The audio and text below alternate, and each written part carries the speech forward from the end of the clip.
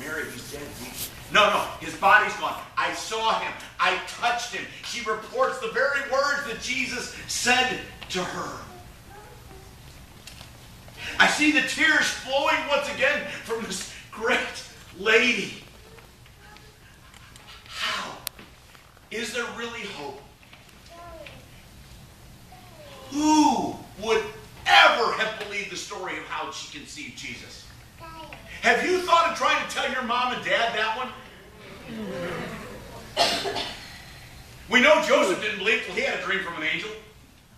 Now, for the first time, please see this woman, 45-ish, saying, would you believe a story if I told you? And she begins to lay down the story of how the angel Gabriel appeared to her, and she said,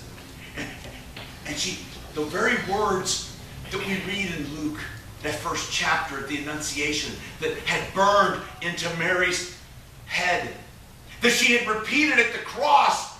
How could these promises become true? He's dying. Now, he's alive. He's alive. He's alive. I can tell of my experience of the angel. I can tell of when Simeon came to us in the temple and said, your heart shall be pierced as well. Oh, she knew it all.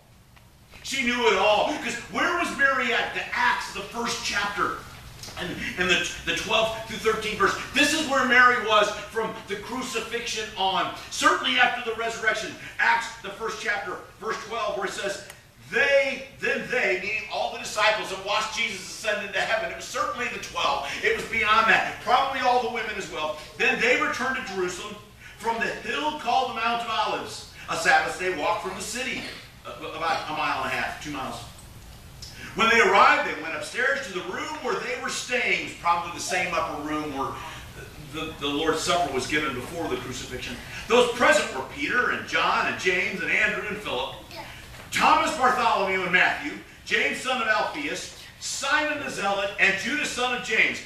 Judas Iscariot had already committed suicide. They all joined together constantly in prayer, along with the women, and Mary, the mother of Jesus, with his brothers. By the way, last time in the scriptures, Mary is talked about as the mother of Jesus. Last time. This was this very small, sold-out community because they had just watched Jesus do what? Floating up into the clouds. That would get your attention too.